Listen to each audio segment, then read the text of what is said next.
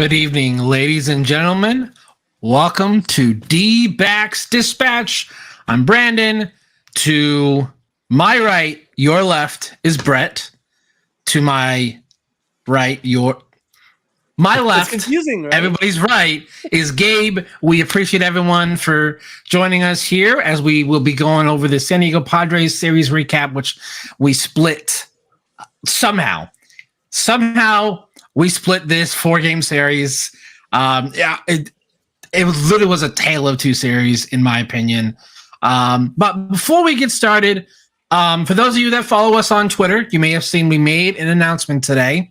We have a partnership that we are all super excited for. AZ Snake Pit, part of SB Nation, and Diamondbacks Dispatch are now in a partnership. So just want to say thank you to everyone over there at SB Nation, AZ Snake Pit. We are very excited for this partnership to see where it all goes for everyone here. So make sure to go ahead and check out both of our Twitters as we will be kind of posting in concurrent together. Make sure you go ahead and subscribe to our YouTube channel so you can see all of our live streams. Also, make sure to check us out on Spotify and Apple Podcasts. That's where we are as well. Brett's feelings on this echo mine whatsoever. Like, super giddy, like been a big supporter of them for a very long, like it was one of the first Arizona Diamondbacks content things that I found a long time ago. So it's very exciting to be a part of this. Yes, so. I've personally been really into not even just like AZ Snake Pit. Like 7 years ago, I think before AZ Snake Pit even like became a thing, I remember watching like SB Nation back when they were still just under the name, like Secret Base. And if you guys have seen it on YouTube, if not, it's a fantastic video. I highly recommend watching it. It's Barry Bonds. What if you played a season without a baseball bat? Like they basically simulate. Like imagine if Barry Bonds goes up there without like just an invisible baseball bat. Nobody knows it. They still pitch him the same. It's very, very cool in-depth video. But ever since then, like I've been a very big fan of SB Nation and all that. So once I found out about all this happening, I've been, like Brandon said, I've been giddy, man. I've been, just like I've been telling my wife, my parents, my brother, people at work, like I've just been telling everybody that I possibly can. Yeah. So Gabe, what are your feelings on the partnership? Yeah, I'm really excited. Like, I mean, it feels a lot more official now. Like, I'm really excited to be part of SB Nation because just like Brett, I've been watching their videos and everything online like for years and years and years. And I've been following the account too on Twitter. Like, for the longest time, there truly wasn't so much like D-backs content on the internet. If you wanted to look something up about the D-backs, whether it was podcast or whatever, it truly was just whatever was on the radio. And, it's like the 15-minute segments to give to the D-backs in the morning. And then, the next 4 hours is about the Cardinals for whatever reason. So it was nice to, finally get some D-backs representation, through SB Nation, through AZ Snake Pit. So I'm really excited, and hopefully we'll see how far we can go. Yeah, very, very excited. So let's just go ahead and move on to the series against the San Diego Padres. I was at games 2 and 3. So let's just go ahead and move on. Game number 1. We won a series opener again, you guys. Like, what is this? Back-to-back series opening wins? Is this progress? Are we moving in the right direction? RBI guy up there. So it's really great. Christian Walker is just simply phenomenal. I want him to get an all-star vote. I don't know because he's in a league with Freddie Freeman, and that is kind of tough. Corbin Carroll gets a 3-hit game, so I'm like, wait, what? Is Corbin on his way out?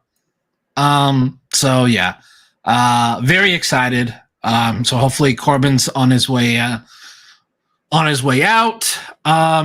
But let's kind of talk about what I feel is the main story of this game. it's a consistent thing. Slade, for whatever reason, that third time through the lineup is just a struggle for him. And I really wish we could figure out what it was. Now, Slade habitually struggles that third time through the lineup. I don't know what it is. I don't know if it's an issue with stamina, or does he start to move a little bit too quickly, or are teams catching on to his stuff by that third time through? So why don't we hear kind of what Tori has to say in regards to how Slade has been doing lately? He was really good early, and then he hits that little stage of the game where it starts to move a little quick for him, in my opinion. And we're trying to help him slow it down to, give up one run instead of a couple runs. And I know it looks worse because he wasn't on the field to give up those runs, but he makes pitches early, and he needs to continue to be consistent throughout the entire outing. So pitch maybe 60 to 80. I want to see that get a little bit better. Yeah, I mean, Tori kind of echoes my thoughts too. We've seen what he's done innings 1 through 3. He is, if only he could duplicate that throughout the rest of the game. Gabe, do you think Slade struggles? Is it a stamina issue, or is it teams catching on? Is it a confidence thing? Like, what do you think are his struggles like that third time through? I think it's kind of like one of those self-fulfilling prophecies that you run into with, because the way they train them nowadays is usually just for them to go 5 innings or not face teams the third time through the order. So I wouldn't exactly know how often he would face teams the third time through the order in the minor leagues, but most of the time they just don't let them. They pull them after two times. Like, it's just, at this point, I think maybe he's just in his head a bit now, like knowing that he can't get through that, that third time. So in his head, he's just like, almost forcing himself to make a mistake or something. Like, I'm sure it's a lot of it's mental, because his velocity and everything doesn't really go down. He just stops hitting the spots, and teams seem to adjust really well. Like, maybe he just doesn't hide the ball as well as he probably should, and like his stuff is just nasty enough that he's able to get through it for the first couple of innings, but once you start to figure him out and see where his release point is, I think maybe at that point they find it a lot easier. But I truly don't know. I would have to like really, really break down every single one of his starts and see like how how wrong it can go and exactly what is it that just makes him fall apart. Because the team doesn't really seem to know exactly. I'm like, unless they do, they're just obviously not going to tell us. So I don't know. Like, I don't know. Maybe they have some sort of tell with him. Maybe he's tipping his pitches a little bit or something the third time through. But yeah, it's a little frustrating, but it's one of those things where, Lovello knows what he has in Slade, and I think he has to be a little bit smarter about knowing when to pull him, because he made him face like 3 more guys after he clearly had nothing left anymore. Like, after that first home run to who was it at the end? The number 9 batter. After he gave it, wasn't Kyle Higashioka. Yeah. Was the Yeah. nine. So that was the second time facing, or the third. Yeah, second time facing. He was about to go to the third time.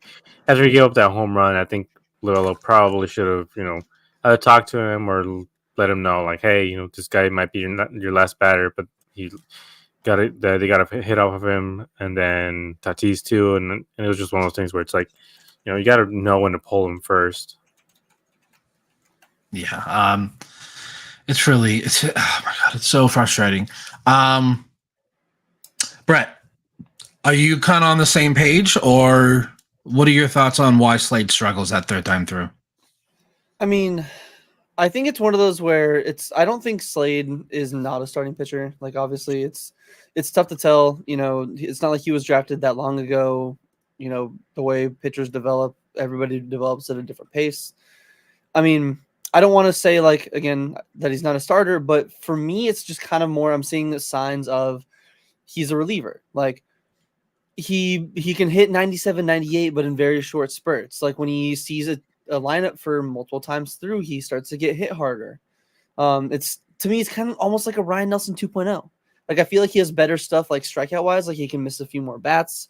Movement wise, I feel like his pitches dance in different directions. He can tunnel a little bit in other locations than like Ryan can.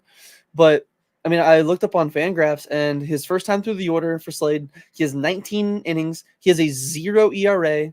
He's faced 63 batters. He's given up 5 hits, 2 doubles, 3 walks, 18 strikeouts.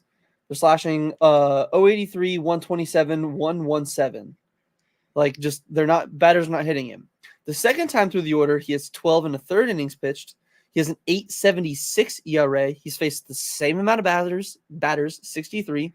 He's given up 21 hits, 6 doubles, 12 runs, 6 home runs, which is a little bit interesting. I know we always talk about Brandon Pfaadt and his home run issues, but he's given up 6 home runs in his second time through the order. Same amount of walks at 3. Hitters are slashing 375, 429, 804 slugging, and then third time through the order.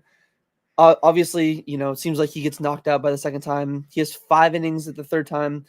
Even worse ERA, 14.40. 22 batters faced, 6 hits, 8 runs, a home run, 2 walks, 1 strikeout.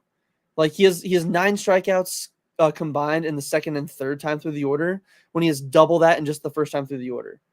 Like to me personally, it just screams a reliever type pitcher with the stuff he has, with how like once they see him for the third or fourth or the second or third time, they know what he's throwing. He's not as deceptive enough. And I know they've talked about it on the broadcast, especially with, they want to try to get Slade to kind of find that middle ground in between, starts the game at 97, 98, finishes his outings at 92, 93 because he uses all his gas. Like maybe figure out how to get in the middle ground. Where to me, I'm like, I don't know. Slade seems like that. He's got that reliever energy, almost like a Dre Jameson, where he's like, let me go out there, throw the ball as hard as I can, and let me get these guys out. And that just seems like a middle reliever bullpen kind of guy to me personally.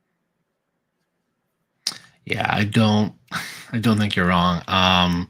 But right now they don't have a choice.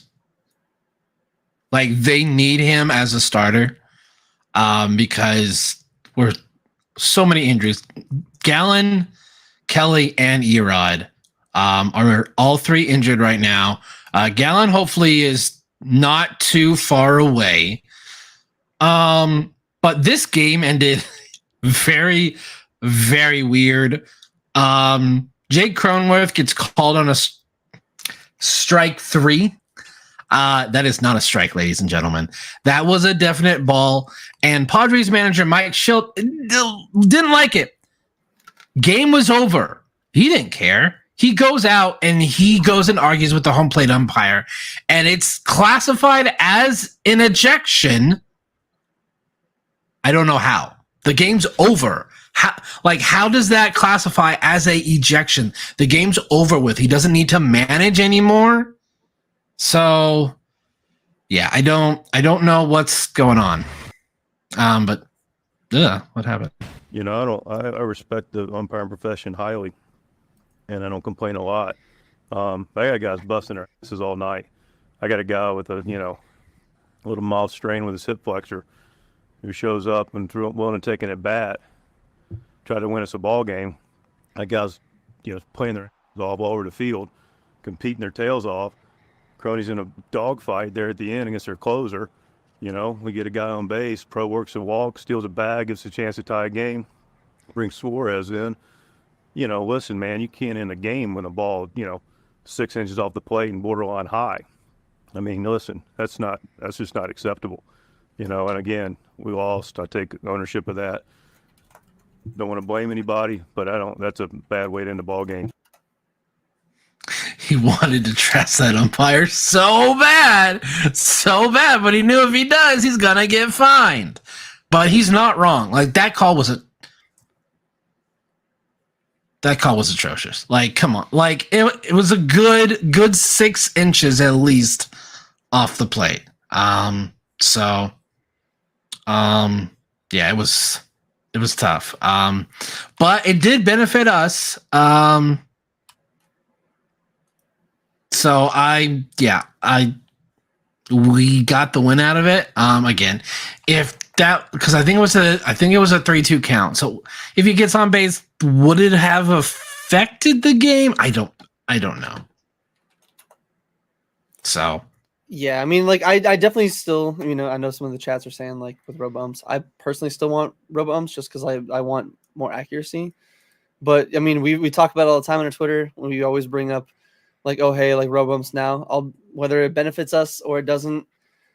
I want robo-umps still. I'm gonna say it. Like I definitely like I don't want them to make every call. Like I still want the umpire to be at home plate to make like out calls, like safe and out. But when it comes to balls and strikes, with how fast pitchers throw, with how much the pitches move, just give me robo-umps, man. Yeah, for me, it's like, I mean, Oscar's asking, are you guys still campaigning for robo umps? Like I am, to a certain extent. Like for me, I just want the calls right. But I think the perfect medium is just that ABS system that they have in the minor leagues. Like in this case, all Cronenworth would have to do, tap his helmet, boom. Not, it's a ball. Okay, he has ball 3 or whatever it would be at that point. But that's not the reason why the Padres lost. The Padres lost because they went 1 for 14 with runners in scoring position. Like they can't allow, this part of the game to be like the only thing they talk about because it's a pure scapegoat on their part to just complain about this. I will say I can understand it from the umpire's point of view because Seawald made about 4 or 5 pitches around that area. They're just maybe a couple inches apart from each other. Sometimes it was a strike, and Cronenworth just kept swinging at it.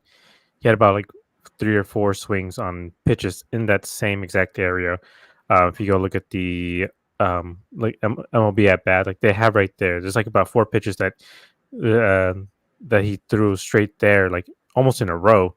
And Cronenworth kept swinging. So I can see maybe in the umpire's mind, his eyes were primed to see that area and that they keep swinging at it. So it was like, okay, maybe it's a strike.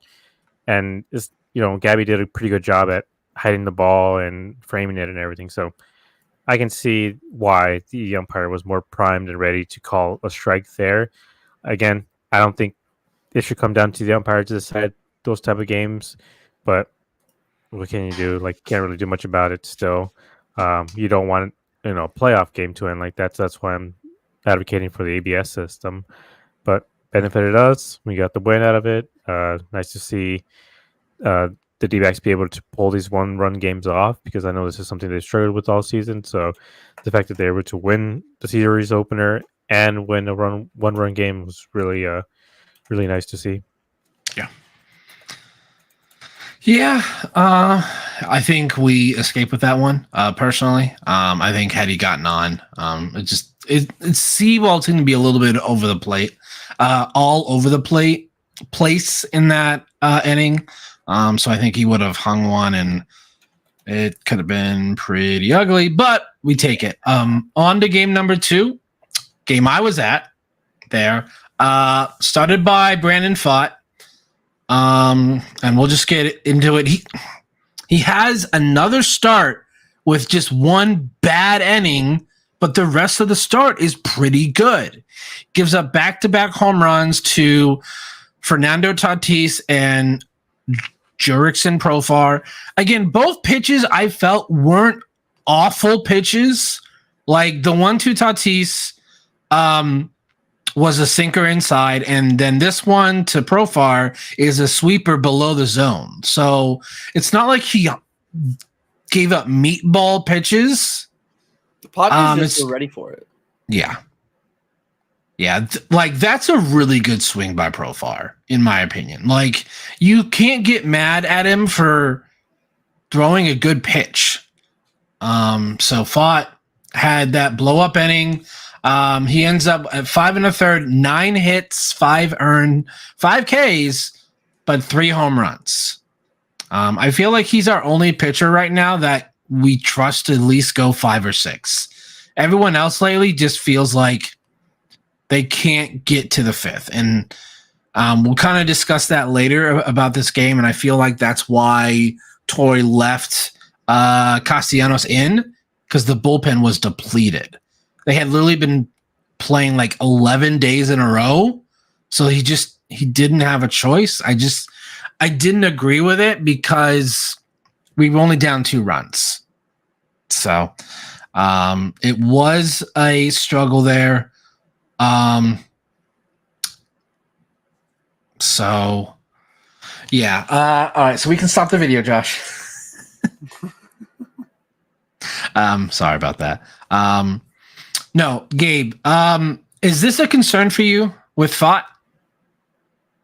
Like, it seems like every start he has a blow up inning. No, not really. Because if you look at it, what we consider a blow up inning, up until that sixth inning, like he was pitching pretty well. Like again, like you have to know your pitchers, which is what I was saying about Lovello. Like he probably should have taken Fought out.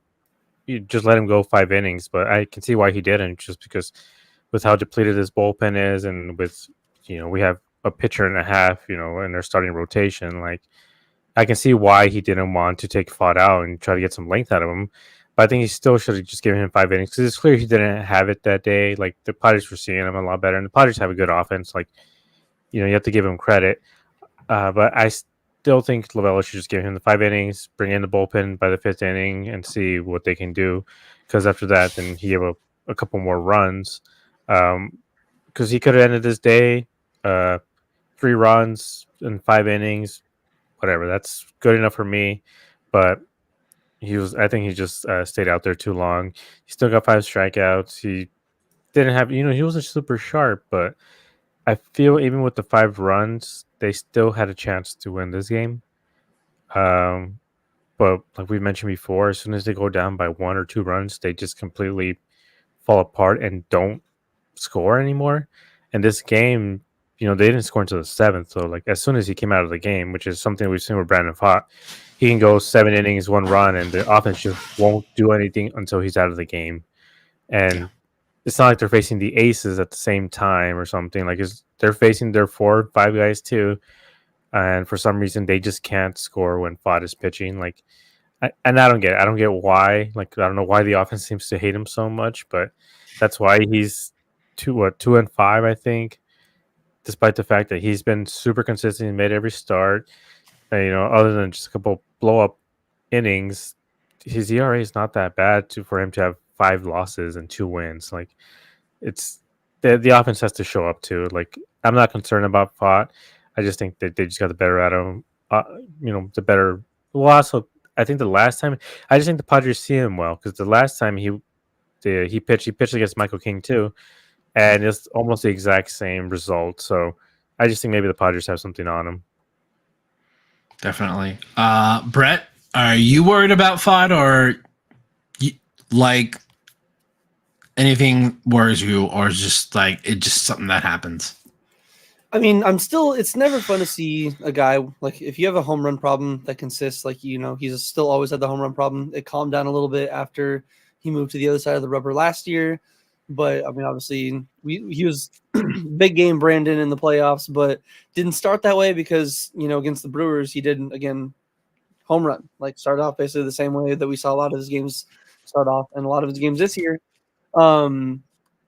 It is, again, the home run problem. It's one of those where I feel like it's concerning, but at the same time, it really, to me personally, isn't, because the game is you're going to give up a lot of home runs, like with how hard players are swinging, how hard players are, like, pitchers are throwing. Like, you just got to barrel one up, and home runs are going to be more consistent. Like, yes, it is still a little bit of a red flag with how much it gives up, but I think it's kind of a 50-50, a little bit of, kind of like how Gabe was saying with the offense needs to show up, but also Oscar does make a great point in the comments of Pfaadt only really having like 2 clean innings. He does have his blow up inning or blow up start where you're like, oh yeah, he gave up like 3 or 4 innings or 3 or 4 runs in 1 inning. But I feel like there's going to be, if you look at some of the, if you watch the whole game, he'll give up like a double and a walk in the first, but get out of the jam, or he'll like, walk a guy and then strike out the next 2 or 3 where he's not like fully like throwing on immaculate innings, but he'll have a few where I feel like he throws extra pitches, and that's where the Padres, like, I think you also do have a great point, Brandon. They probably just see him well. I think divisional opponents have That was Gabe. Sorry, Gabe. Yeah, my apologies, Gabe. I think divisional opponents do just end up seeing guys in their own division a little bit more, just because, again, you do see them more often, so you probably like have a little more data on them. I don't know. I think it was just, again, it's just one of those where, unfortunately, I don't think it was the Diamondbacks day. Like, the Padres were on kind of like how when the Diamondbacks couldn't sweep the Giants were just on a big losing streak. The Diamondbacks were on a winning streak. Something kind of had to give. It just had to be. I think that game was specifically the Padres were on a pretty tough streak. They just weren't playing as well. And I think that strike three call at the end of game one definitely kind of fired them up to be like, no, let's fucking go out here and swing. We know Brandon Pfaadt's going to throw stuff in the zone. He's not really wild. If we can just time something up to sit sinker, sit whatever this pitch. And it turned out really well. Again, I think if he does this again in the next, start 2 starts in a row, I will definitely start to be concerned if he gives up multiple home runs. Because I think it was on the PHNX show, they talked about him having like 6 starts this year where he's given up multiple home runs in those starts. So I don't want to see the multi-home runs. Again, you're going to give up home runs. It's part of the way that baseball is, especially how it's not fully 3 true outcome, but it's kind of leaned into that. But I do want to see him dial it back down a little bit. But Gabe's point is you can't just always expect him to be out there, 1-2 runs, play off Brandon Pfaadt. Like the offense has to start showing up a little bit more in these early games. And even in the box score, 10-3, it looks deceptive. This team fought back into it. Cattell with the home run and Gurriel with his home run. They made it close. But if they could just do that earlier in the game when Brandon Pfaadt is actually pitching, I think it'd go a long way to he doesn't have to be as nitpicky, which gets him into these, deeper counts, which then he has to attack the zone, which guys like Profar are sitting on like probably 2 pitches, or Tatis is sitting on the sinker, whatever it is. Yeah. I just want to bring up the fact that this game was close. When he came out of the game, it was 3-5. They put up 3 runs in the 7th, so the 7th inning came up, and they're still set 3-5. This team had a chance to at least tie it, get close, something like they were around there. And then I just want to bring up the fact that Lovello kind of just punched this game away. They were down 3-5, and he threw Castellanos out. Castellanos, right? He threw him out there again, and I'm like, you have almost a fully rested bullpen. You have J-Mart back there. You had Thompson back there. You had guys that can just come in and eat up innings. And instead of doing that, like J-Mart hadn't pitched since Tuesday. We're talking about a game on Friday. He hadn't pitched since Tuesday. Instead of putting him in, he puts in Castellanos again. And I don't know why, because they sent him back down now. Like they kind of just got rid of him as soon as they brought him up, and it was just frustrating because I'm like, they had a chance. They were a lot closer, and obviously we don't know what's going to happen. But once this team went down 10-3, why would they fight back? Like you can't. At that point, you're just like, whatever. Let's get this game over with. But if it would have been 3-5, I think they probably would have fought back a little bit harder, or at least tried or something. But it was just frustrating because this is something that Lovello has done quite a few times, even like this early in the season. He's had a few times where he's just like, okay, this team is fighting back a little bit, some life, and then Lovello just punts the game away, and he just puts in some middle reliever that like it clearly has nothing, and they just give up a whole bunch of runs, and you're like, almost had him, but Skip decided to I don't know, go back home or something. Like I don't get it. I don't know why he sent Castellanos back there again. Like he was fine with the inning and a half or whatever he had thrown already. Yeah. So what was weird is he had a 3-up, 3-down in the 7th. So I was confused. I'm like, why are you putting him out for the 8th? You're up 5-3. I don't get it. The bullpen was depleted though, because we had been playing like 11 or so days in a row. But like you said, J-Mart hadn't pitched since Tuesday, and he didn't pitch again until Sunday. I don't get it. I don't either, honestly. Is like most of Torrey's decisions, I can kind of put myself in his shoes. Seeing it, this one, I don't see it. Like I'm fine with the 7th, but why would you bring him back out for the 8th? And it just things imploded. So let's see if we can figure out what he meant. So why don't we hear Torrey's thoughts on Castellanos? Oh, we're super proud of him, happy that he's back in the big leagues, and he's missed a year because of the arm surgery. And we were trying to were trying to have the bullpen reset today.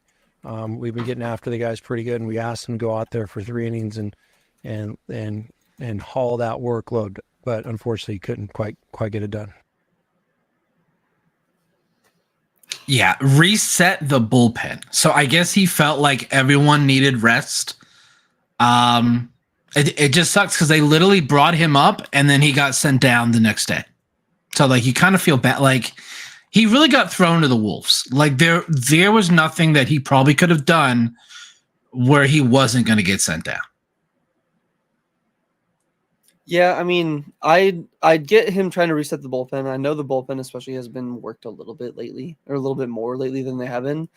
But I mean, to me, this kind of game is a little bit different than like a game against the Marlins. Like, yes, you're still like fighting in the same league, but like this is the Padres. It's the same division. There's an opponent that's like above you in the thing. Like, to me, it's one of those where like you literally have a day off coming up. Like I get if they genuinely have like no day, like if they're going to go this entire next week without a day off, but I don't understand why you're not going to go to, like you said, anybody else like in your A bullpen, Jamar or whoever it is. Like it just, like Gabe said, like it just feels like you're punting the game away. Like usually we see him have a punt lineup before the game, so we kind of understand like, oh yeah, it seems like beforehand they're already punting it away. But no, that was to me a bullpen punt like late in the game where they're like, you know what, it was close enough, like we already won the first game of the series, it's fine, like we'll just try to get some work in. Where I'm like, this isn't spring training, Tori. Like I get it, Castellanos is finally back in, you want to reset the bullpen, but I feel like ideally it'd be in a, oh yeah, if you had a 3-run lead, maybe you let him get some more work in because you have a little bit of a cushion, but not. And like, again, I know they were still down, but I don't know. In a situation like that, when the momentum kind of shifts after the Cattell and Lourdes home run, I feel like you got to try to capture the momentum, go to your, A bullpen and make sure you're shutting them down the rest of the game and trying to fight back in it. Like Gabe said, this team just gets down by 1 or 2 runs and they just give up. Like, I don't think it helps when the manager is basically bringing in a guy where, again, no disrespect to Humberto Castellanos at all, but his first time pitching since 2021 in the big leagues, I believe, maybe 2022. Like, I just feel like there's more guys that they would have had like a better feeling going out on the mound than him. And even like letting him go back out for more than the 1 inning. It's like, again, I get it. Just not this game, not this divisional game where we're still trying to, somewhat stay afloat and not like sink down into the wild card. Yeah, I was definitely like, I was at that game and I was like, and I just like that 8th inning, I'm like, oh great, another one. Oh great, another one. I'm just like, oh my, can we just definitely, like, I get why some people are not a fan of Torrey because he does make decisions like this where you're just like, Torrey, it gets really hard to apologize for you to the fan base when you make decisions like this. So that didn't work out. So we lost game 2. There was a 3rd game. There really is nothing to discuss with this other than Pavin Smith came in the 8th inning and I'm sorry, y'all. He got lucky.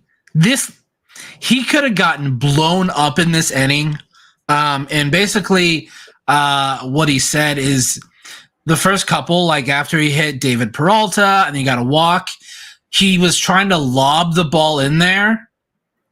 And then he said after that, he just kind of changed to just pretending like he's throwing the ball to second base. And we kind of saw once he did that, he actually started to look pretty effective.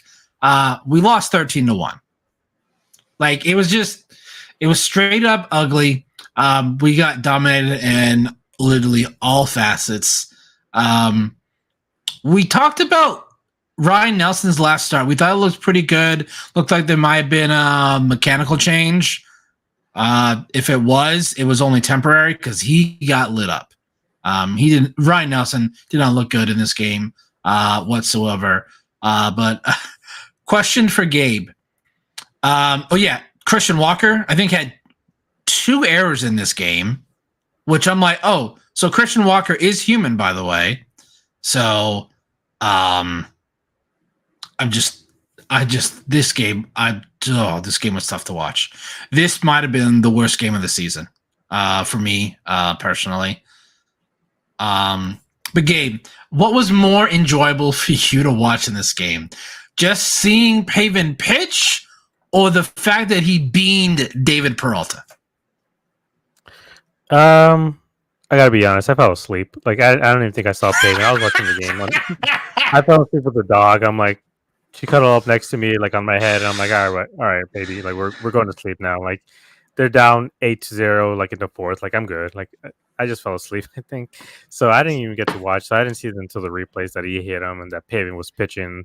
I woke up to the text like, oh my god, Pavin's pitching. And I'm like, at this point, like he's probably better than any other option that we have in the bullpen. I mean, good job, Pavin. He got a clean inning, right? So. No, it wasn't a clean inning because he had a walk and a hit batsman. That's not a clean inning. Just saying. Oh, well, I mean, runs wise. I meant runs wise. No, I mean, but I'm like, what classifies as a clean inning? Because if we go scoreless, yeah, Brandon Pfaadt had multiple of those. So, like, do we say scoreless or do we say like a perfect 3-up, 3-down? Yeah, it's scoreless. But I guess if it's a position player, clean inning is then not allowed to run. So yeah, I mean, I guess if he would have put a complete clean inning, he probably would have stayed up in the major leagues instead of getting an option to Reno. Yeah. Yeah. I mean, Brett, do you have any thoughts on Pavin? I'm kind of with Gabe. I was over at my brother's because he randomly like text me like 1 or 2, and he was like, "Yo, we're gonna have some grilling and chilling at the pool tonight if you want to like come over." So I was like, "Don't mind if I do. Maybe I can see some D-backs, winning on my phone on the radio while I'm swimming in the pool." Let me just say, when I went in the pool, I was listening to anything but baseball. It was already like, I think Gabe said like 8-1. Basically, just like turned it off, didn't care until like got out of the pool later and saw or heard Pavin Smith pitched. Not gonna lie, those highlights that Josh just played right there, those were the first highlights I even saw of Pavin Smith. And it kind of got in my head, maybe we got a Rick Ankiel on our hands, Maybe like not like he's gonna go out there and throw hard, like a reverse one where he was a pitcher, failed, turned outfielder. Maybe we got a outfielder / first baseman that can turn into, imagine like, I don't know, if a lefty sidearm, like, learn a few pitches, like it could be something. So Ryan Thompson, basically have a reverse Ryan Thompson. Yeah, I mean that's what my brain went to, but I mean, yeah, there really was not much in this game, and sadly, the only reason Pavin even had to go in and pitch was because, like you said before, Ryan Nelson, yikes, definitely gaslit us from the last game, and kind of like what I brought up last time. I was like, he got hit hard. The D-backs just had some really good defense. The Padres in that game just hit it to where literally no Diamondback was, whether it was over the wall or just in the gap. Yeah, this game was tough to watch. I actually left in the 7th inning because I'm like, I'm done. I'm not watching this. And so I get on the trolley, and so I just looked at the game day, and they're like Pavin Smith. I'm like, wait, what? And I pulled it up. Yep, Pavin Smith was pitching. I'm like, oh, this is a new low. Like this is a new low for sure. So yeah, game 3. It's like toilet paper. We're just gonna throw it away. Like we aren't gonna talk about it anymore. But we do have a interesting interview here with Mike Hazen talking about Jordan Montgomery. I think we should all listen to. He's going to be just fine. He's healthy. He's got good stuff. Yeah, the spring training probably had a major impact. I know he hasn't made any excuses, which I appreciate. He's been very accountable to his performance. Yes, we need him. We need him to be right and good. We budgeted in that there was going to be a little bit of a bumpy road here. I think he's not the only one missing spring training, and what that does, I think it highlights again the importance of that time that those guys spend there. But he's going to be just fine. He is a very good starting pitcher in this league. He's been as consistent as any starting pitcher in over the last few years. once he gets into a rhythm, we are going to benefit tremendously that we have him in our rotation. I don't have a ton of timeline yet. Obviously, as you know, you kind of go through. Zach with the hamstring, I think is doing really well. He threw a flat ground yesterday. He's going to start getting off the mound, so I'm hopeful he's going to start making his return. The other two guys with the kind of lat shoulder type deals, they're throwing, they're moving forward. But I don't have a final timeline on that. The young kids that we have that are sort of graduating, kind of cutting through the top level, AAA to the big leagues, I think that those guys need to do a better job of commanding the baseball. We threw a lot of pitches last night. Obviously, the game got out of hand, but we end up throwing a lot of pitches. We got to do a better job of attacking the strike zone, putting the pressure on the offense. I think that's number one thing for me, that some of these young kids have to come up here. And I know it's tough. You know, being a young starting pitcher in this league is one of the harder things you do. You're carrying the weight of the game on your shoulders every night. But these guys all ask, you know, I think the number one thing when you have a established rotation going into the season like we had with those four guys, I think like, hey, where's my opportunity going to be? I need a chance. I want a chance. This is their chance. So this is the opportunity that this group of pitchers that we need to figure out, because they're going to be here for the next 4 to 5 years. We got to figure out who's going to stay in the rotation, who's going to move to the pen. But this is the opportunity they have in front of them. Yeah, I really enjoyed that in an interview from Mike Hazen. He didn't really sugarcoat anything. Like, he's like, these young guys need to step up. They need to, like, we need to see what they are. Are they starters or are they bullpen guys? Gabe, what were your thoughts on some of the quotes there from Mike Hazen? Yeah, I like it when GMs are very direct, like not sugarcoating stuff. Because, like I said, a lot of times you get the canned answers of, "Oh yeah, we believe in our guys. We believe in them." Blah blah blah. Which kind of did it about Montgomery. Which yeah, but I mean, I think really it's just kind of the fan base who's a little pissed off at him, and thinks he's washed up. But I believe in Montgomery. He's a professional. He's going to struggle. I think the main reason why we got Montgomery is for the playoffs. Like, if he struggles during the regular season, I'm sure he's going to be fine for the playoffs if we make it. But he is right in a lot of, like, because these young guys are getting their opportunity, like Ryan, like Fott, like Saccone. Like, we have a few guys, Walson too. We have a few young guys that we've been talking about for years in this organization. And at times we felt like, maybe these guys won't even get a shot because we have our 5-man rotation now. We're supposed to be Gallen, Kelly, Erod, Montgomery, and Fott. That was our 5 guys, and we thought, oh well, there's no space for Ryan, there's no space for Saccone. Like, we have a lot of studs out there that we're not going to be able to use. And right now we're using them, and so far, like, they're not super sharp yet. Seems like they still need a little bit more time in the oven. But I mean, this is good development for them. They're getting their chance in the show. They're getting their chance to show what the team, what they have. And obviously the results aren't always going to be great, but again, they have better numbers than we'll ever have about their spin rates and everything. So I'm sure they'll see and be like, okay, like, he just got unlucky and, that they got a couple bloopers or whatever, and they'll probably keep him in. But I think some of these guys are starting to show that either they need a little bit more time in the minors, or they just might be bullpen guys. Because I don't want to take the job away from Saccone, but this dude would be so freaking electric coming out of the bullpen, like with his mound presence, like looking like a bulldog out there. Like, I would love to see him come out for the 7th or the 8th, just like snarling and running around the mound, just pumping 97, 98, just making guys look silly, which like he does in his first times through the order. But yeah, I mean, Hazen's right. This is probably the same way he talks to the guys too. So we're seeing him for who he is too. Brett, your thoughts on Mike Hazen's interview? I mean, I feel like Gabe just like had like telepathy in my brain and just like knew everything I was gonna say. He doesn't sugarcoat. I like a GM that doesn't go out there and is like, oh, it's fine, they still have a job, like, promise things, when it's like, no, like, not like he's saying they don't have a job, but he's like, they got to figure it out. Like, this isn't, the development levels. This isn't where you're here to figure stuff out necessarily. Like, this is the major leagues. Like, that's why it's, That's why the saying is like, this is, in whatever it is, the common saying of, oh, this is the major leagues, you're not in the minors anymore. Like this isn't the time to fully develop it. And like, you gotta, if you're called up, like this is your shot to fully show it. And Monty, I kind of agree with him fully on that aspect. Well, the early parts of the comment where I think I'm not fully pressing the panic button on him yet. I know we talked about him before. But with like Ryan and all them, we've mentioned before, this team just does not really develop in-house pitching well from the farm. Whether like I think Zach Gallen, we can't even classify him because we traded for him after he was already broke into the majors with the Marlins.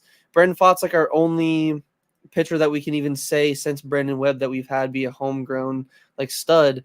And again, I love Brandon Pfaadt. I have my Brandon Pfaadt agenda, but I don't want to fully say he's even like necessarily in the same category yet as like Brandon Webb, as like a full grown, like, home developed ace. Like, again, like I still believe he truly has that potential, but just from what we're seeing, some of the blow up starts, like he's not fully at that what I feel like that ceiling for him yet is.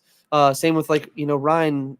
I feel like some of the guys just either whether not being utilized correctly or whether they're just not executing correctly, like Mike had a perfect comment with the command. Sometimes it's not the command of, oh, they're missing the strike zone. Sometimes it's they're missing in the strike zone too well. Like they're putting pitches on a tee. And yeah, sometimes a pitch down the middle, especially if you're a really accurate pitcher where a pitch down the middle doesn't happen too often.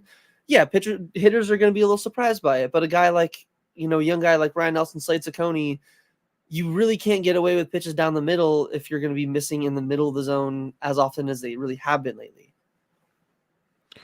Yeah, I think they also like one of the main issues with developing pitching is that there's a lot of guys that go in the first and second rounds that are pitchers. That's usually who comes out, to be these ace type guys like Strasburg and stuff like that. And like the D-backs just haven't had a pitcher come across, and even then, even they struggle. Look at Jack Leiter. Everyone was all up on him and Kumar Rocker, trying to get them to go 1 and 2 and how great they are. Jack Leiter's not great-ish. I don't know. He's all right, but it's hard to develop pitching, and the teams that do it, they He have got set down after his one start. Yeah, he just hasn't been good. I mean, he's been in the minors now for about 4 years, and with the hype and everything that surrounds them, like it's rare. Like everyone, there's the pitcher that becomes an ace, from the first or second round of the draft. They're the exception, not the rule. Like Strasburg is brought up as like, oh well, Strasburg was number one. I'm like, yeah, but that's Strasburg. Like, name another number one pitcher that's still like in the league like that. Like, it's very rare. But it's just because it's such a crapshoot with pitchers. Like the Angels drafted 20 of them, and not one of them has turned out to be an ace so far. And it's hard to do, and I can see why the D-backs struggle with it because again, they don't really take pitchers in their first couple of rounds. They usually wait to the later rounds. The Dodgers do too, but what the Dodgers do is get guys who are supposed to be first rounders but weren't because they got Tommy John or whatever. Like Walker Buehler was supposed to be one of these big guys, but he got Tommy John surgery the year he graduated or was eligible, so the Dodgers picked him up and then just let him rehab, took his time because they can afford to have a guy who can take their time because they don't need Walker Buehler to be up in 2 years. They can just buy a guy and have him be up there until Walker Buehler is ready.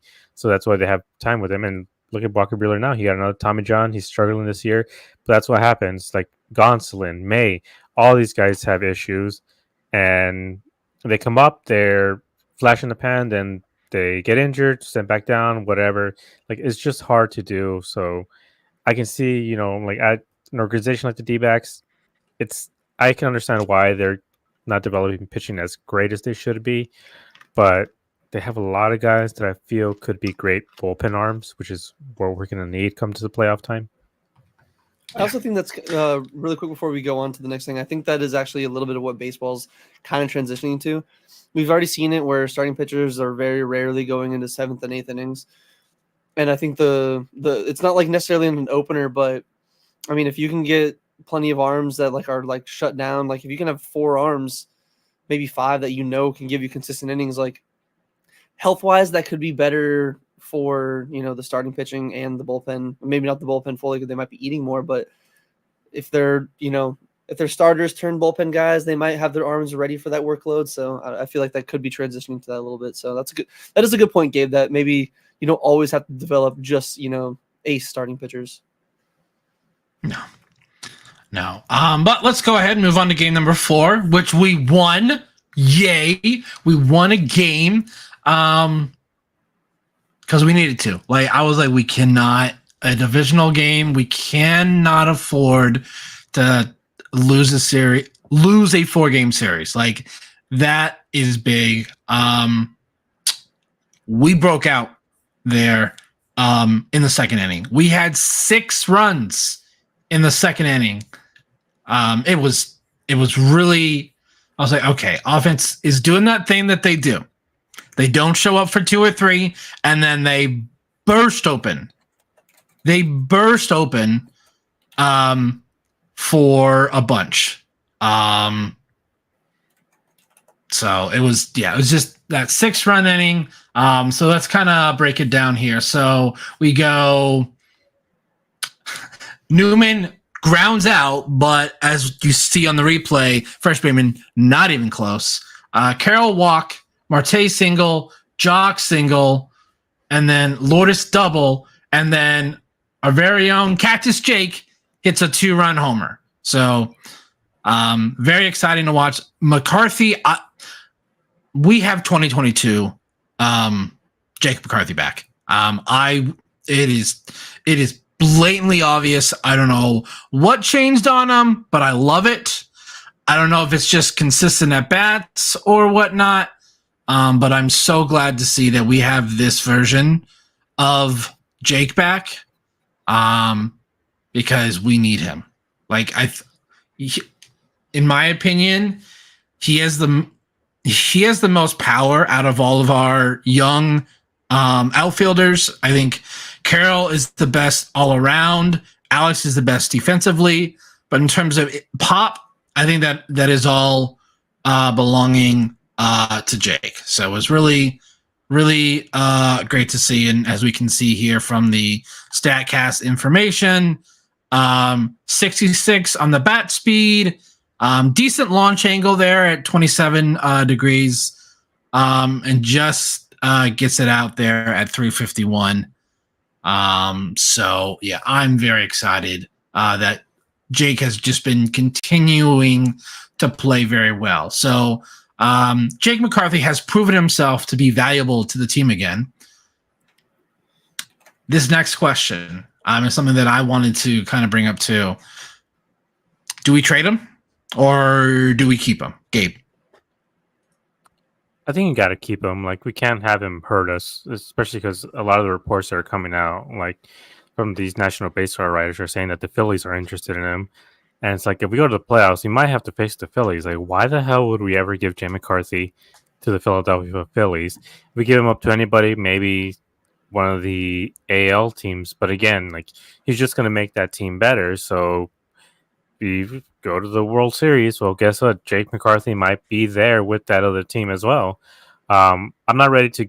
I'm not going to not give up on him, but we need him. He is our 4th outfielder. He's probably right now our best outfielder, comparing him to Gurriel and Carroll and what they've been so far. He's super consistent. He steals. He's a high average guy. He's a really, really good player, and I don't think we should ever entertain trading him unless they can get a Mason Miller or something like that. Unless you're getting a really, really good high-end reliever, there's no way we should ever trade Jake, at least for now. Maybe in the offseason, especially with Drew coming up, we have a few guys that maybe at some point we might have to entertain trading Jake away.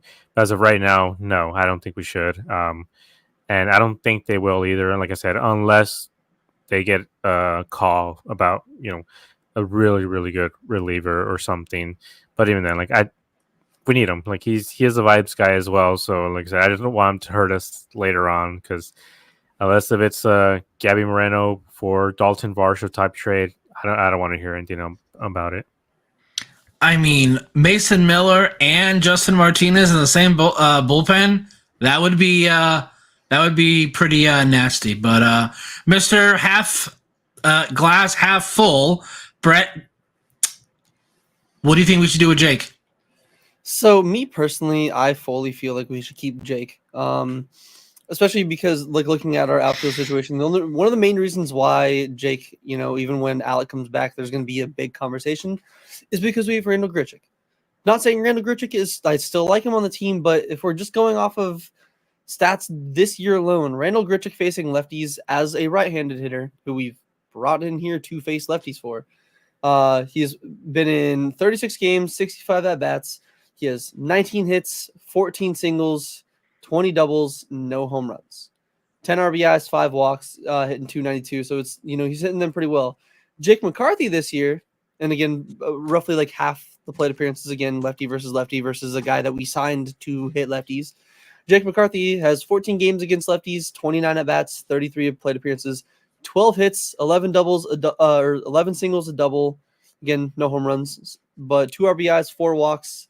He's hitting 414. Like, again, smaller sample size, basically half of what it is, but what Jake gives us, like defensively, and if he can continue hitting like he is now, I don't want to give up on him when like we can go into the offseason next year where, like Gabe said, like Drew Jones, I don't think is going to be ready for next season right away. Like we don't have like Dominic Fletcher and Canzone. We don't have those guys that we can fully plug in right away that we know can at least give us just some consistent major league outfield time. Like, because again, whether this team is going to be in selling mode or not, which I still don't think they are. I think that by the time the trade deadline comes around, we'll still be in contention.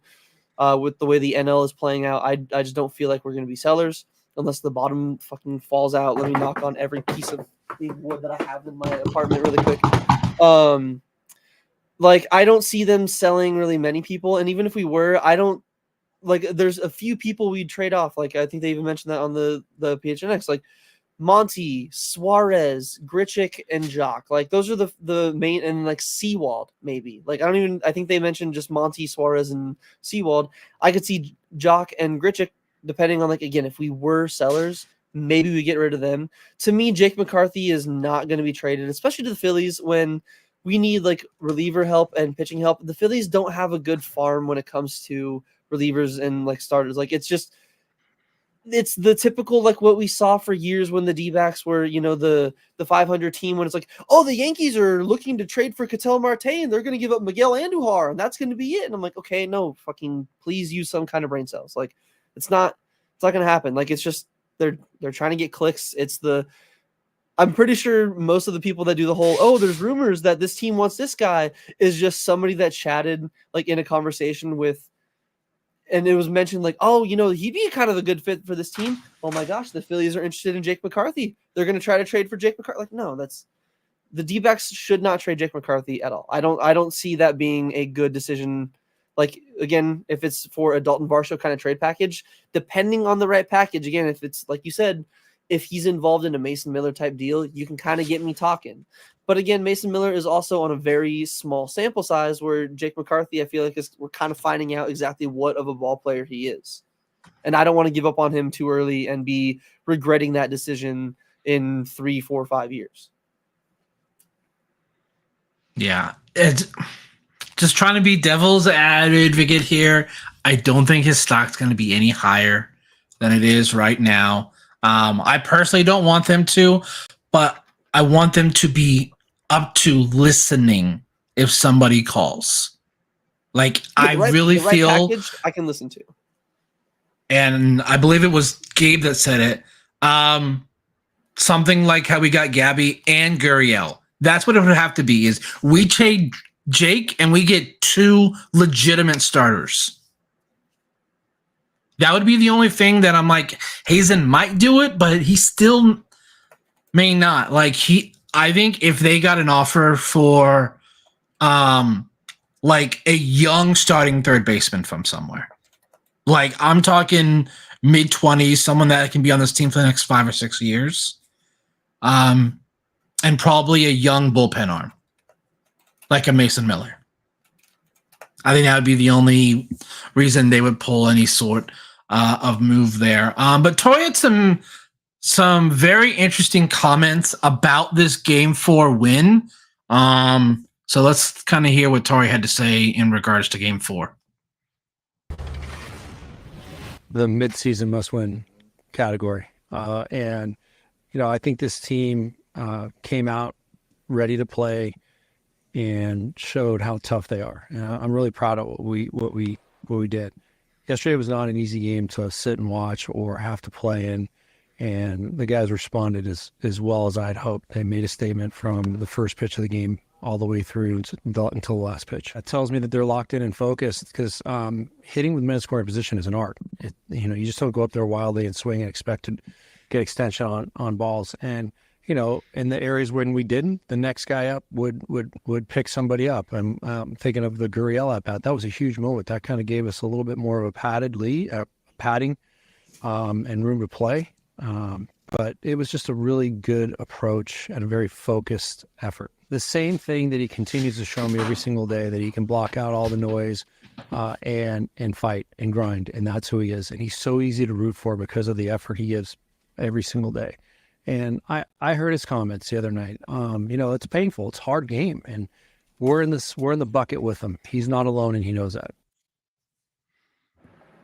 He's not wrong. Yesterday felt like a must-win game, especially with the way that series had gone. Like games 2 and 3. Like, I know for me, I felt deflated. I'm like, I feel like the momentum that we had from the Giants series was all taken away after games 2 and 3. So it was really great to see them get that last game win of the series to hopefully transition that into the next series, which is the Angels. But before we get there, Gabe, what do you just last quick thoughts on the series and Tori's comments?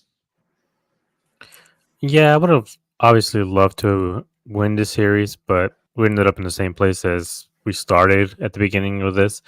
It was a good bounce back win, just with the way that the game 3 had gone. Like, it felt like, again, it was just over and over again. We're just, we're so back, and then it's so over. Like, it's just so frustrating to watch this. But we are still about a game behind the wild card. We're a game and a half behind the Padres for second place. Like, we're still in this, and like Tori said, they're still fighting. They still have to do their job. Like, everyone, especially the offense, has to do their job because we have a limited pitching staff. And even when they come back, you can't have Gallen putting up zeros over and over again and not score in those games, because they got to start scoring early, and they got to score throughout the game, and they got to score late, like whatever it is, get at least 5 runs a game. And I think they're going to be able to win a lot of games after this. Brett, your thoughts just on the series as a whole and Tori's comments? I mean, I can fully agree with Tori and like what you guys were saying, where those 2 games were deflating to lose, and it just, you don't want to go back into the rut. Like, we started June hot, we're still 500, we're still climbing. You don't want to like fall back and lose some of the pace you're making. But for me, the 2 biggest takeaways I personally had was, one, it was nice to see them obviously score a bunch of runs against the Padres in that final game of the series. But unfortunately, it was, again, mostly against just their starting pitchers, as the only other run they got after Mazer left was against Brito, and they got 1. So it's still, again, even with them going 8 for 16 with runners in scoring position, I do want to see them hit the ball, like, later innings a little bit more. Again, it's a little bit different when you're up by 6 runs and you can kind of like coast a little bit. But I don't want them to coast. I want them to fold, foot on pedal and, end them kind of mode. But that's at least first one. Again, it's nice to at least see them hit against the Padres, especially like I talked about in the last series review and going into this one, where they've just been a good pitching team. They've kept teams offensively to low amounts of runs scored, so it's good to see a crooked number. 2, Corbin Carroll's back up to over 200 average on the season. So it's sad that we have to have kind of a little round of applause, like, hell yeah, that's a good note. But, back up to 204 after the 2 for 4 game on Sunday. So with how he's been hitting over his last 7 games, I know you don't want to fully say he's back yet, but if we get another 2 weeks of this, I'm willing to go door to door to campaign for Corbin Carroll for mayor, because he is back. He is ready to save Gotham. I hope so. Because I feel like there's like one game every week where like, yeah, Corbin's back, and then he goes for another 0 for 4. So this jock slide, you guys, is so beautiful. He lifts it just a little bit to avoid the tag. So I thought that was great. I think there's going to be a lot of games coming up that are must win. Because Reds have started to play really well. The entire National League wildcard is the definition of mid. Like everyone's right around the same spot. So, like, if you feel like wildcard's out of the picture, it's not, y'all. We just need to stay where we're at. Now, obviously, right now, for me personally, goal, get to 500. Get to 500. You do that, you set your next goal, 5 games over. But right now, let's just get to 500. And I feel really good because our next series is against the Angels, who, in my opinion, are not very good. Game 1 is a Jose Suarez versus Montgomery. Game 2 is TBD versus Slade. And then Thursday is TBD versus Fott. I think we can win all 3 of those because they don't have Mike Trout's been out like almost the entire year. Anthony Rendon is out right now. So who do they have? Even if Anthony Rendon was in the lineup, he's still basically out in his entire Angels career. He shows up to the ballpark and they're still basically just penciling in a ghost batter. Yeah. So I don't think there's really much to discuss in this series. So I do want to say, at least we want to sweep. It's just this to me is a good indicator on if you're a good team or not. If you're a mediocre, not a good team, this is a trap series. You can easily go into this underestimating your opponent. We saw they did it to the Marlins already. Like, I feel like some of their at-bats, they were trying too hard because they knew, like, hey, this is a team we need to be beating. Like, let's go. So I'm hoping they can kind of, like, relax a little bit and go into this like, hey, yes, we understand they need to be beating the Angels. They're 15 games under 500. But, don't treat every at-bat like it's, bottom of the 9th, 2 outs in Game 7 of the World Series. Like, you don't need to be, tensed up there like some of the games they have been against lesser opponents. Gabe, thoughts on previewing the Angels? Yeah, it should be a relatively easy series, which hopefully it is. Like Brett's saying, it's like this could be a trap series and end up getting swept or something. But if they're able to hopefully sweep, I would say they would sweep just because, they have a pitching machine pitching 2 games out of 3. So hopefully they're able to, at least give them a little bit of a pummel and show, the guys can feel a little bit better. Get Corbin, to at least 220 during this series because I feel like he can, especially with the way their pitching is. If he could have a 3 for 5 game, same with Cattell. He's, he's been hitting well, but he's still going around that whole 1 for 4, 2 for 5 or whatever. He hasn't gotten too many multi-hit games. So hopefully they can raise their average a little bit, be a little bit of a stat patter during this series, because if they sweep them, guess what? We have the literal worst team in history in the White Sox right after. So could be talking about 7 games in a row, after yesterday. So you can talk about a 7-game winning streak, which is what we've been after this whole time. And if they're able to do that, suddenly midway through the month, we're 3 games above 500 and we're going, to Washington, to these other teams. So it's a good way to get back into a real position of power over the teams. Yeah. But real quick, I want to talk about, we're getting some good vibes back, everybody. We got some amazing news via John Gambadoro of Arizona Sports. Domo will be back with the Diamondbacks for the start of the Angels series, which is tomorrow, Tuesday. Roster move will be made, and it will not be Eugenio Suarez, which I knew. I knew Suarez was not going to be the move. They are not giving up on him, but I'm very excited that Geraldo Perdomo is coming back. Mr. Good Vibes. He's been out since April 3rd. The second series of the year. He's only played 7 games. Like, that is mind-boggling to me that he's been out that long. And it wasn't confirmed by the team per se on Twitter, but it was confirmed by the team via their transaction log on the website. Pavin Smith has been optioned to Reno. Brett, I'm so sad about that. How are you feeling about Pavin Smith going to Reno? You are muted. Oh, there we go. Oh, I can't see our best leadoff hitter anymore. Oh no! What'll we ever do if he gets to misplay a ball in right field? Oh no! Hopefully he didn't sell his apartment in Reno. So, but Gabe, like, what are your thoughts just on having Domo back? Like, are you excited about it as I am? Because I am.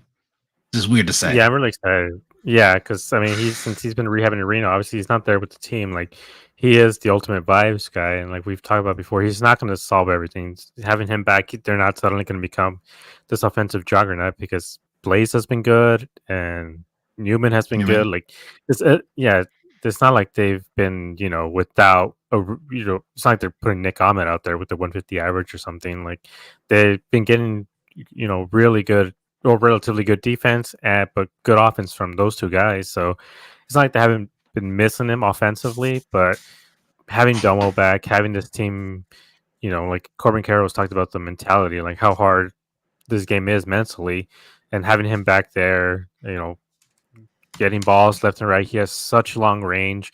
He's so patient when he bats. So even if he's batting 220, 230, like he's still 300 plus on base. He's still 300 plus average with runners in scoring position. Like, this is what we need right now, and I think it'll help the vibes of this team completely change. Like, same thing that we've talked about with Domo. He's a leader. He's one of the main leaders on this team, and when the guy gets in trouble when they're pitching, he notices something right away. He calls a timeout. He'll go talk to them without Gabby saying anything, without Tor saying anything, without any of the coaches saying anything. He'll just stop the game and go talk to them. And he seems to, have some magic words or something because, they always readjust and then get their minds right. So I'm just happy to see him back, see him healthy. We were closing in, on having a fully healthy team again. And then, like we've talked about the trades and stuff, like we'll know what we have soon enough with this team. Mm-hmm. Yeah. Brett, thoughts on Domo coming back? I love it. Like we talked about before, he's not going to be, we're getting back a 2030. We're not getting back Juan Soto. We're not getting back even like Francisco Lindor with like the kind of hitter he is. But I mentioned it before. We're at least getting back a dude that knows the strike zone. Like, that's where we might be losing Pavin Smith, but we're getting a guy that has a better recognition of the zone than Pavin Smith. So I'm okay with it. Like, he just, I feel more comfortable with him at the bottom of the lineup. Like, I do. We have so many of these innings to where, the first inning, they might make the pitcher throw 20 pitches. They miss out on scoring a run. It was a good long inning. The second inning immediately swings at the first pitch almost every at bat, and it's like you get the pitcher back in a groove. Domo's not going to let that happen when he goes up there in the third inning. Like, he's going to go up there, he's going to make that pitcher work. He's like, I don't care.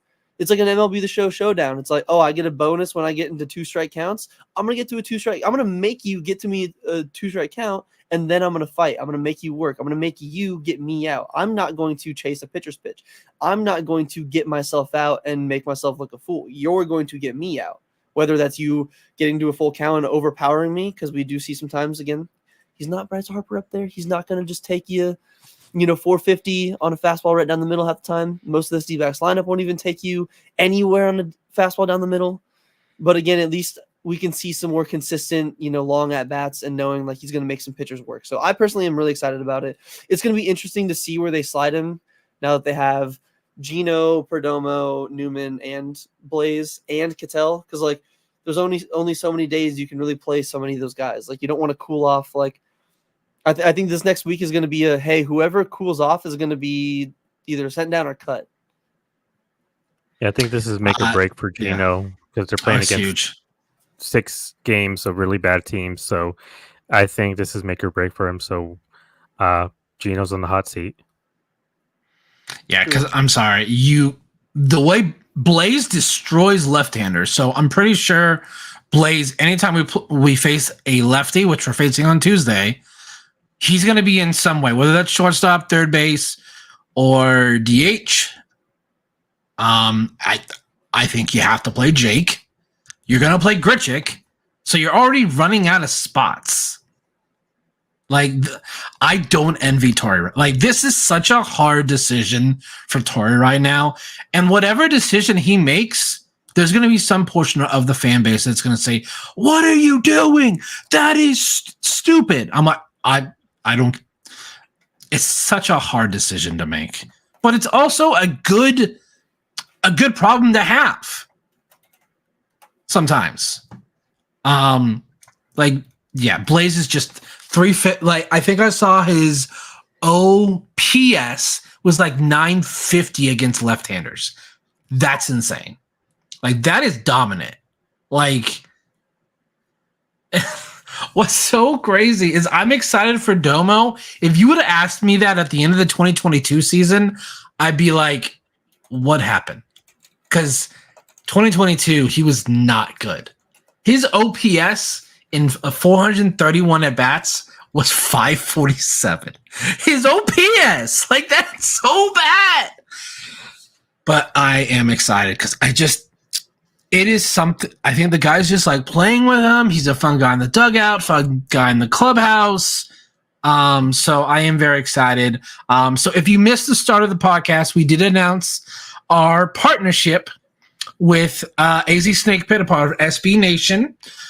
So we are very excited for that. That is not the only partnership we have in place, ladies and gentlemen. We are now also a part of Fansided, who will be distributing our audio podcasts. So we are very appreciated for this partnership with Fansided as well.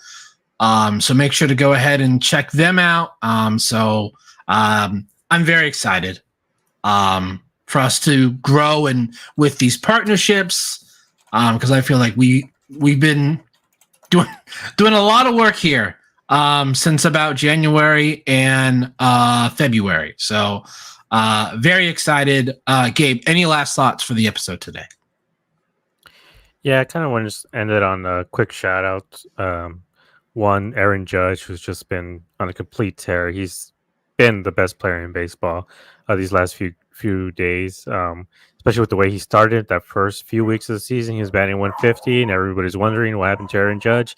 Well, he's batting over 300 on the season. He has an 1100 OPS. He's probably closing on 60 home runs again. And also Paul Goldschmidt, he's batting over 350, I think, in his last 15 games. He's coming back, as the Paul Goldschmidt that we know. He's raising his average. He's getting home runs. So that's good to see. So that gives me hope for Carroll, because same thing. Goldie will struggle, but same with Carroll. He's struggling right now. He's starting to come back a bit. Hopefully this is a good sign that a lot of these star players, especially veteran guys, they're coming back, and hopefully Carroll can follow suit and get his average up to 250 before we know it. Brett, final thoughts? I guess once again just want to throw the praise to just how excited I am, the fact that we're now with AZ Snake Pit and SB Nation. Like, AZ, one of my favorite things, I didn't mention it before about AZ Snake Pit, is they do the game day threads. So you can actually go in there, like comment throughout the game, like as it's happening, get like a bunch of stats throughout there, like live stats as it's happening. So it's really fun to go in there again if you're ever looking for a place to again just talk Diamondbacks ball or just even in general baseball. That's a great place to do it. So again, just very, very excited for the new partnership and the new work that we're going to be putting in together. This is going to be really exciting. Yes, I'm very excited. So thank you to SB Nation. Thank you to Fansided. Thank you to Josh backstage, making us all look good and sound good. We appreciate it. If this is your first time, make sure to go ahead and like, comment, and subscribe on our YouTube. Check us out on Spotify, Apple Podcasts. Make sure to leave a review on both. always helps. You never know. Just let us know how we're doing. It's the only way that we can grow. Make sure to follow us on Twitter. We are very active there, especially during games. If you see a meme that you like, it is courtesy of Gabe. If you see something that's very generic and straight to the point, that's me. If you see an overreaction, whether that's positive or negative, that would be Brett. So, as always, appreciate everyone for stopping by. We will see you after the Angels.